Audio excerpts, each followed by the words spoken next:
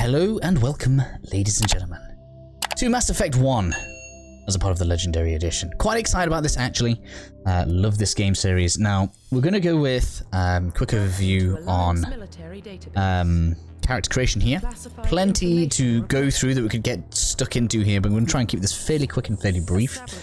If somebody's here looking for the best class to use in Mass Effect, particularly in the first one, there probably isn't a best. You just kind of pick the one that you want to play as. Now, I'll try and give you guys some basic overviews as to all of the options that we've got here. Just bear in mind, it has been a few years, and there are meant to be some like minor changes in the Legendary Edition. So we'll see kind of if anything sticks out to me. But anyway, so of course here we have, you can take John and Jane Shepard here, which is, some people call Jane Shepard Fem Shep for short, by the way, and we have Man Shep as well. But everybody's going to address you by the surname of Shepard anyway, so the first name you put in is going to be irrelevant. And these are just if you want to jump straight into the game rather quickly with just a basic character here, if you're not too bothered about creating your own. We're obviously going to go ahead and make our own though, so we can choose whether we want custom male or female, or you can do the quick start. Now, I don't know why you would come through to here simply to pick the quick start, unless all you want to do is pick your name. So we're going to go with custom male here. Of course, I am Joe. Log in to access your profile. Going to have a bit of a loading screen now, and then we're going to come to some like background parts. It's difficult for me to kind of say exactly what they do, but basically what this is going to do, as you go through the game, you'll get some unique dialogue options dependent upon what background it is that you decide you want to pick. Some of these can be good depending on the alignment of character that you want. In particular here, Spacer, and then followed by in the next one that you guys will see, Ruthless could give you a pretty good Renegade. There's some middle of the road ones. I've not decided whether or not I'm going to do like a pure run or not in terms of Renegade or anything like that. If I start feeling nasty, then maybe that's what we'll do. But for now, we'll just we'll go with space. I feel like, you know, we're in the middle of the space. We're going to be an explorer in my opinion. So probably not going to go with Soul Survivor or Ruthless here. Again, if you want to pick something like this, you can do. I'm going to go with War Hero just because it's for me anyway, it feels like the middle of the road one. So here's something that a lot of people are probably going to want to hear about. So here we have classes. Quite a lot to like here. The top three are the pure classes, and then the bottom three are your hybrids. Highly recommend a hybrid over all of those, just because you get way more options that way. But let's go through this. Soldier is your general weapons specialist, gets access to the heaviest armor. We do have armor tiers light, medium, and heavy, and is able to use all four weapon types, which are assault rifles, sniper rifles, pistols, and shotguns with good proficiency. Now, you'll start with like basic proficiencies in all of them, and then you can level up the weapons that you like the most. You have some specializations later, but we'll run into those when we can unlock them, and they only really are effective if you get to like massively high levels anyway, so kind of an optional thing that you guys can just bear in mind later, but not really something we need to worry about right now. In addition then, this guy also has the highest health and I believe the class ability, which we'll see when we start leveling up later on, can actually have you just naturally regenerate health in combat. So quite tanky, probably decent in higher levels if you want something that's forgiving. But ultimately, in my opinion, the least entertaining, because it just kind of turns the game into a bit of a shooter. We then have the Engineer, which is I believe, starts as light armor, may get access to medium armor, but I could be thinking about the Infiltrator, which is the hybrid class. But this guy is basically a hacker. You can hack into robots. You can, at higher levels, you can turn robots against each other. Useful somewhat early on, because it will allow you to hack into more devices until you actually get a party engineer to allow you to hack into more things. So there are some kind of unlockable little goodies which technically at the end of the game aren't really all that important. So, but just something that some people may want to bear in mind if they want to use something like that. I think this guy actually has the highest natural shields, which is something that some people may want to consider. And the only weapon you can specialize in is the pistol. Pistol is an okay weapon. There are some weapons called hand cannons, which can do some pretty decent damage as we go on. But you're going to miss out on some of the gunplay with this guy. Fairly similar then is the adept. I should also mention that the engineer can do more healing than the other classes, but I feel like I don't think many people want to play a healer in a single player game, so I'll just kind of end up glossing over stuff like that. We then have the adept here, who is like the magic version, so our equivalent to being a space mage. Very, very fitting for me and my channel specifically. We're going to take the hybrid version actually, but I want to just kind of continue explaining how a lot of these classes are going to work then. So here we have basically quite a good amount of damage spells. I believe this one should get stasis, and we should get like an overshield ability, if I remember rightly, that can basically mitigate some of the damage that you will get as you go through. You also get some pretty interesting stuff such as lift and throw, which allows you to take enemies out of cover. And when we get later on to like Mass Effect 2 and 3, should you guys decide to want to stick with like the same class through all 3 games in the Legendary Edition, you'll get some interesting like chaining abilities and stuff as well, which are pretty cool. So move on to the hybrids then. These two here are basically the soldier mixed with, should I say, the infiltrator and the vanguard, or the soldier mixed with the engineer and the adept. So the infiltrator is like a stealth snipery hacker guy. Quite cool actually. You get a lot out of this one. And if you're not interested in biotics, this is the one that I recommend, because you're going to get access to pistols and sniper rifles, so you'll have good damage over long range. You get access to medium armor later on, which is pretty good, so you'll have decent defense, and you'll be able to start specking into hacking into the containers we were talking about earlier nice and early. Very, very nice. I do recommend it. In some kind of instances, if you want to kind of cheese some stuff and run some of the more open maps, you can start sniping them from quite a good long range, which is just a good way of, you know, cheesing things out if that's what you want to do. Can be a bit tougher in tight quarters. I think once we hit partway through the game, we should be able to specialize into an extra weapon. I can't remember now. Yeah, all round very good. If you're not going to pick the class that I pick, I recommend this guy. Then got the Sentinel. So this is the Engineer Adept. So if you want every ability ever, you want to be good at healing, you want crazy magic powers, this is the class for you. This is probably the one I should pick to keep in line with the theme of the channel, because I do usually like to use the casters. See, now is not the time for meowing. Please no. This is part 1. Everyone's going to hear you now. It's fine. So yes, but just bear in mind this guy has the lightest armor, no weapon skills, which I think is the toughest one. But I suppose at this point then I should point out that all of the characters do get actual access to all 4 weapons, but you won't be able to aim with them properly, and you won't get like increased damage and much in any other kind of perks or skills with them. So such as so the soldier, for example, will be able to spend points as you level up in assault rifle, for example, and that will give you abilities to improve how that works and do things like make it so that you're more accurate and that kind of thing. This guy will just kind of have the basic ability to be able to hip fire with those weapons and not much else. Even when you press the aim button, really doesn't kind of make the reticle that you're aiming with any smaller. This will get shown in the first mission when we start kind of using that stuff. Then we have the Vanguard. In my opinion, this is probably going to be the most fun class. My first time through, I played the Infiltrator. Made everything quite easy. This one's going to be pretty fun, I think, because we're going to have shotgun instead of sniper rifle. Still have the pistol, but probably never going to use it unless the shotgun overheats a lot. I guess we'll see how that goes. And we are going to have the biotic moves. Obviously, we don't get all of the adept ones, but we are going to have some pretty good ones. This guy should make us fairly tanky, and also allow us to pull enemies out of cover, so it's going to be pretty good. So that's who we're picking. Facial identification. We're going to change appearance here. Let's go through some of these cycle presets. Now, there's a guy that I always played as, and there he was. I think I went past him. Where is he? Has like a flat top hairstyle. If he's still here. Maybe I just don't recognise him because he looks a bit different. I think that's him. Is that my guy? I think that was my guy. Looks a fair amount different to how they used to, actually. I think it was that guy with the flat top.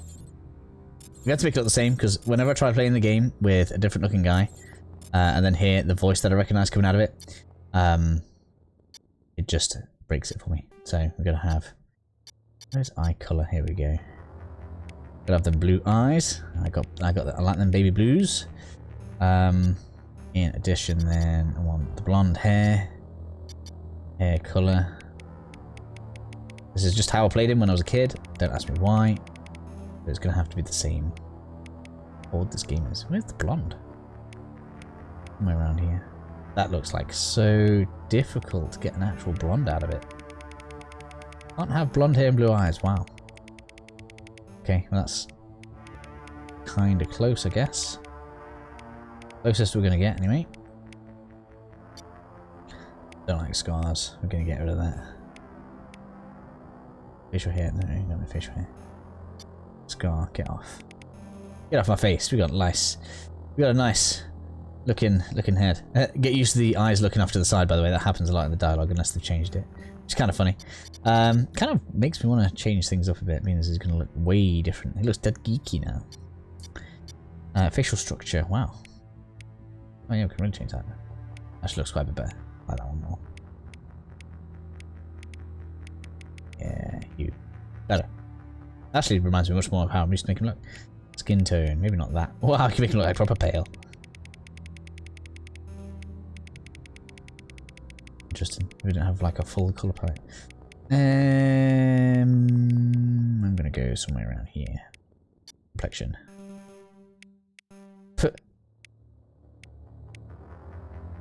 Yeah, we're a young hero. That's definitely how that's gonna be. There we go. So, feeling happy with how we're looking now, and we can get on code. Oh wow, cool. So you can actually send the code out so people can have their character look at yours. It's down there at the bottom. Yeah, if you guys want to copy that to look the same, feel free. That is a lot. Wow. Okay. Stuff that. Right, finalize. And I believe that is everything, and we are ready to head on in. Identification confirmed. Hardcore. Most enemies scaled up based on players' level. Most enemies scaled up based on players' level. All enemies have protection. Bosses have immunities. I don't like immunities. Most enemies have special protection. Bosses and sub-bosses are scaled up based on player level. Oh, I see. Bosses scaled up based on player level. All enemies, including bosses, are scaled down. Why is the one with just no scaling? I'd prefer it if it was just like a set difficulty and you could get to it at whatever level you want and it's that set difficulty. But if bosses are going to be scaled anyway, then we might as well be on veteran. Most enemies have special protection. No, again.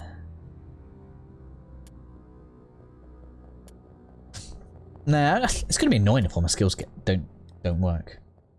Don't want auto level up. Take that off. Legendary mode. Okay, in classic mode, the original 1 to 60 level range will be used instead of the new 1 to 30 level range. Oh. XP and talent points progression remains the same, but the number of levels is doubled.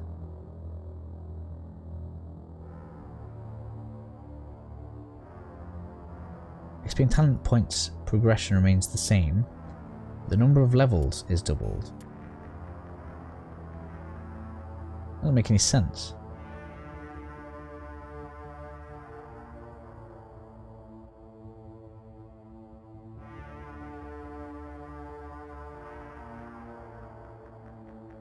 How's the number of levels doubled if you're going to do 1 to 30 instead of 1 to 60?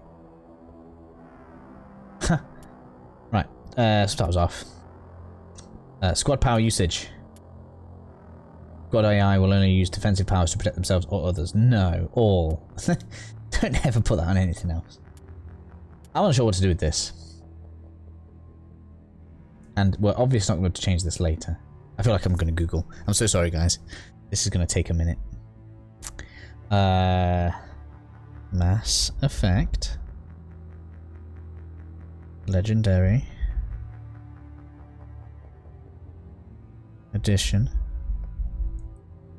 Level. Scaling. Yeah. Tell me about this. There we go. Level scaling explained. What is the difference between legendary? Here we go. Classic and legendary mode. 2 different level caps. Distribute skill points at different rates. Classic mode is similar to original of Mass Effect, featuring a level cap of 60, while legendary mode is rebalanced for the remastered collection, including a level cap of just 30. If you choose classic mode, you'll level up more often but receive fewer skill points when you do. But because of the level cap, playing on legendary mode will give you more skill points per level, but you won't level up as often because of the lower level cap. So that's really no difference.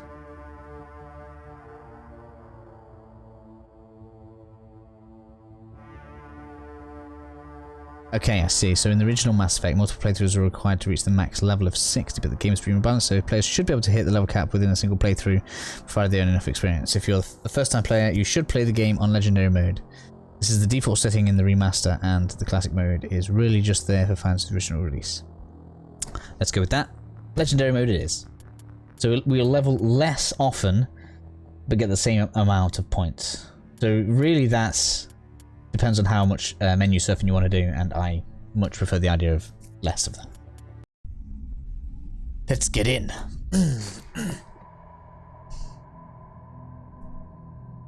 Well, what about Shepard? He's a spacer, lived aboard starships most of his life. Military service runs in the family. Both his parents were in the Navy. He proved himself during the Blitz. Held off enemy forces on the ground until reinforcements arrived. He's the only reason Elysium is still standing. We can't question his courage. Humanity needs a hero, and Shepard's the best we've got. I'll make the call.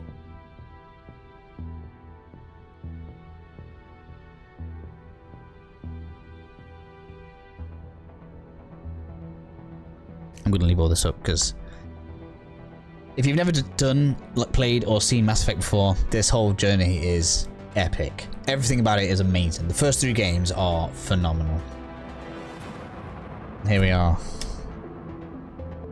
Baby Joe could cry, but I'm not a baby no more.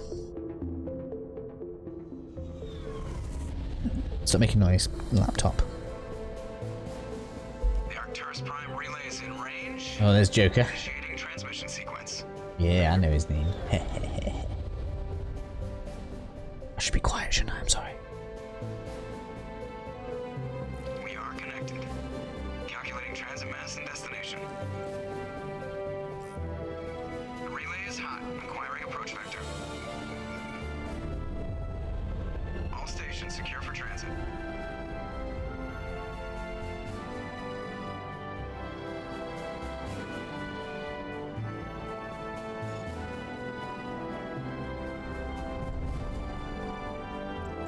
Board is green. Approach run has begun. Should have changed his eyebrow colour.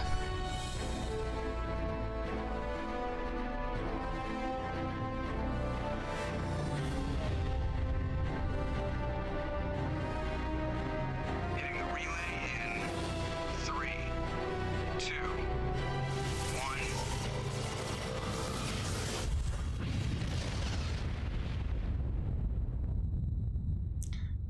Thrusters, check. Navigation, check. Internal emissions sync engaged. All systems online. Drift, just under 1500K. 1500 is good. Your captain will be pleased. I hate that guy. Nihilus gave you a compliment, so you hate him. You remember to zip up your jumpsuit on the way out of the bathroom? That's good. I just jumped us halfway across the galaxy and hit a target the size of a pinhead, so that's incredible. Besides, Spectres are trouble. I don't like having them on board. Call me paranoid. You're paranoid. The Council helped fund this project. They have a right to send someone to keep an eye on their investment. Yeah, that is the official story. But only an idiot believes the official story. They don't send Spectres on shakedown runs. So there's more going on here than the captain's letting on. Joker, status report. Just cleared the mass relay, Captain. Stealth systems engaged. Everything looks solid. Good. Find a comm buoy and link us into the network. I want mission reports relayed back to Alliance brass before we reach Eden Prime. Aye, aye, Captain. Better brace yourself, sir. I think Nihilus is headed your way. He's already here, Lieutenant. Tell Commander Shepard to meet me in the comm room for a debriefing. You get that, Commander? Yes. You made him mad. Great. You pissed the captain off, and now I'm going to pay for it. Don't blame me. The captain's always in a bad mood. Only when he's talking to you, Joker. Yeah, you. Captain's waiting for you in the So probably going to get to just before we start the first kind of tutorial mission in this episode. I do like to try and keep myself to 25 to 35 minutes where possible. Something to note here, if this stuff has all indeed remained very similar to how it was before, a lot of the time, you see we get this little reticle over Joker here. If you see something like that over an inanimate object, press it. I feel like one should happen around here somewhere at some point. And that'll usually give you some kind of like lore. If we come into the menus, we should have the codex. And you'll be able to read about all the different stuff that happens on in the galaxy. Now, I know that there's some people that aren't impressed or need that, but it will give you XP for doing it. Let's talk to this guy. Congratulations, Commander. Looks like we had a smooth run. You heading down to see the captain? Yes. I'm on my way to give him a status update right now. With all due respect, sir, maybe he'll finally tell you what we're really doing out here. Yeah. I'll see if I can get some answers when I see him. Good luck, Commander. Cracking his neck. Of course he is. I feel like this is a significant reskin. This does look much prettier than the original. Lots of stuff we can talk to here. I believe Chakwas should have some dialogue for us. What do you think, Commander? We won't be staying on Eden Prime too long, will we? I'm itching for some real action. I sincerely hope you're kidding, Corporal. Your real action usually ends with me patching up crew members in the infirmary. So here we have, usually you'd have like gooder and badder ones. Usually they're identified by red and blue, I believe, anyway. That's how I feel like it, unless maybe that wasn't in the first one. And then we have middle of the road. So we can have like good and bad. Let's be feisty. You just fix us up when we're done. I know how things work, Commander. I've seen my share of combat, but it's foolish to go looking for trouble. You could both take a lesson from the captain. He's not afraid of combat, but he knows the value of restraint, too. Sorry, Doc, but this waiting's killing me. I've never been on a mission like this before, not one with a Spectre on board. So it's up to you guys if you want to start going through all of this guy's dialogue. Plenty to learn. But I'm just gonna... Just treat this like every other assignment you've had and everything will work out. Easy for you to say. You proved yourself in the Blitz. Everybody knows what you can do. This is my big chance. I need to show the brass. And so, of course, some of the dialogue for you guys might be different here, which is kind of cool. You can tell him not to play the hero. This mission isn't about personal glory, Corporal. We have a job to do. Don't do anything stupid to mess it up. Don't worry, sir. I'm not going to screw this up. The captain's waiting for me. Goodbye, Commander. And we got some renegade points, like, see? So I was half wrong. The ones on the bottom are going to be renegade things to say. The ones at the top should be Paragon. Now, the reason this is important, if it's going to let me show it, in squad, yes. The reason this is important is because your charm and intimidate skills down here will be affected by your Paragon or renegade points. Somehow, apparently, I've started with some Paragon points, which must be from the things that we started with at the beginning. But as you gain them, you'll get a higher capacity of these points just here. And that'll make you better at persuading, whichever way around you decide to go. It's a better idea to specialize in one of these rather than try to do both. But that's just entirely up to you guys. We can go through some other stuff here while we're at it as well. Especially if we've got 3 points straight away, so we can actually use some of these. We haven't actually got shotguns yet. We need to have 6 points in pistols to unlock shotguns. Assault training, increased melee damage. I don't really want melee damage when we're going to be using shotguns mostly. We've got throw and warp already about. We've got barrier here. Yeah, so we're going to want that, but for that we have to get warp up. It's also limiting us based on level as well, so we can't go too high into any of these. It's going to be a good idea for me to get points into pistol because we want to unlock that shotgun. And it's going to be a good idea to pick whether or not we want to be harming or intimidating. I'm still unsure. I'm still unsure. Stuff that's just done.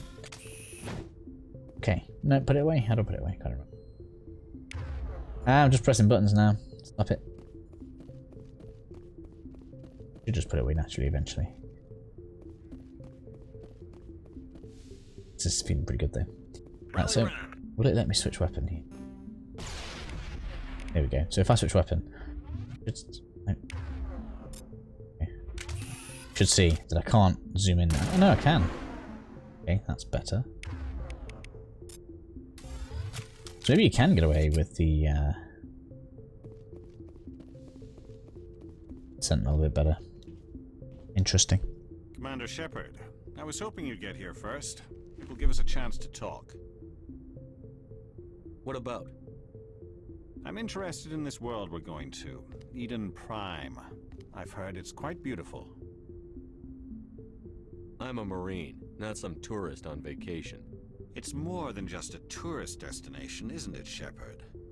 Eden Prime is a symbol of your people. A perfect little world on the edges of your territory. Proof that humanity can not only establish colonies across the galaxy, but also protect them. But how safe is it, really? Are you trying to scare me, Spectre? Your people are still newcomers, Shepard. The galaxy can be a very dangerous place. Is the Alliance truly ready for this? I think it's about time we told the Commander what's really going on. This mission is far more than a simple shakedown run. I already figured that out. We're making a covert pickup on Eden Prime. That's why we needed the stealth systems operational. I don't like being kept in the dark, Captain. This comes down from the top, Commander. Information strictly on a need-to-know basis. A research team on Eden Prime unearthed some kind of beacon during an excavation. It was Prothean. I thought the Protheans vanished 50,000 years ago. Their legacy still remains. The mass relays, the Citadel, our ship drives. It's all based on Prothean technology. This is big, Shepard.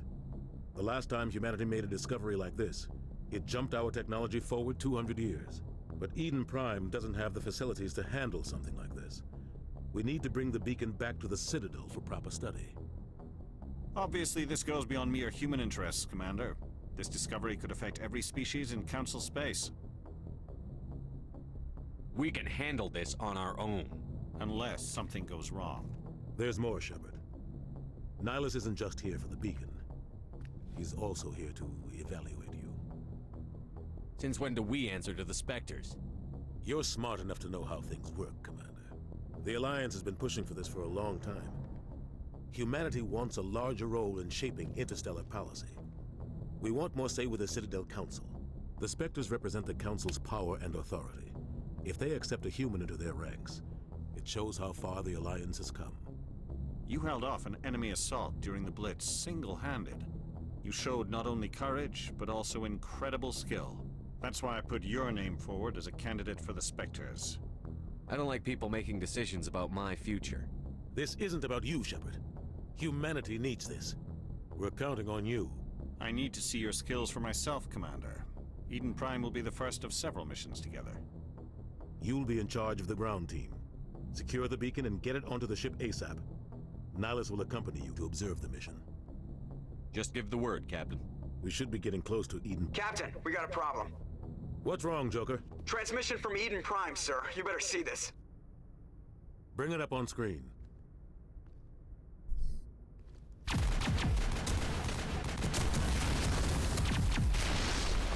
Get down!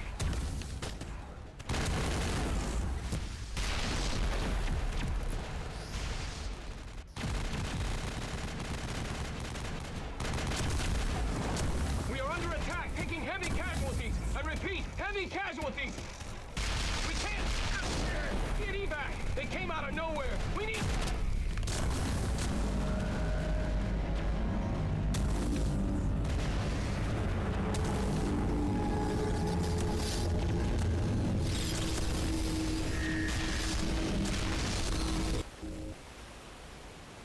Everything cuts out after that. No comm traffic at all. Just goes dead. There's nothing. Reverse and hold at 38.5.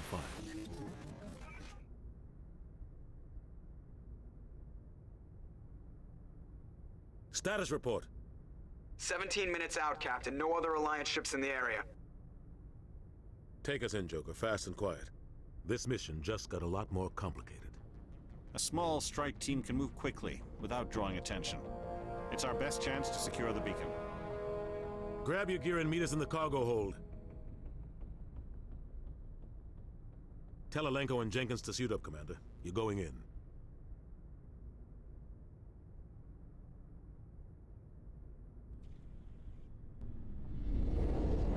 Engaging stealth systems. Somebody was doing some serious digging here, Captain. Your team's the muscle in this operation, Commander. Go in heavy and head straight for the dig site. What about survivors, Captain? Helping survivors is a secondary objective. The beacon's your top priority. Approaching drop point 1. Nihilus, you coming with us? I move faster on my own. Nihilus will scout out ahead. He'll feed you status reports throughout the mission. Otherwise, I want radio silence. I don't like putting my life in the hands of a Turian, sir. Nihilus is on our side. He wants you in the spectrums, and he wants that beacon. Ready and able, sir. The mission's yours now, Shepard. Good luck! We are approaching drop point 2.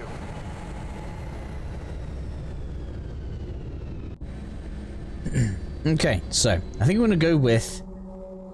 Ship perimeter secured, Commander. Although I didn't actually even get any of the points. I'm going to mainly go with the Renegade option, I think. So I am, in fact, going to go ahead and spend this point.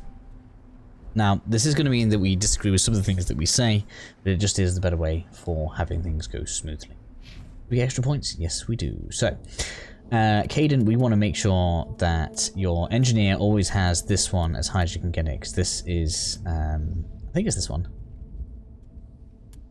Pretty sure it's decryption that is going to dictate whether or not we can do hacking. Let's use the decryption skill to open secure. Yes. As long as you have a person on your team that has this building up, we'll be able to get into various containers. Probably also want to improve your first aid skill. Yes. Boy, Medigel. That's very useful. Now, this second guy, I'm going to try not to spoil anything, isn't as important. Just do what you want with them. This is where we're going to end this episode, though. In the next one, we're going to pick up straight from here, and we're going to be moving forward. Oh, wow, all the stuff at the bottom is way cooler. Anyway, see you all again soon.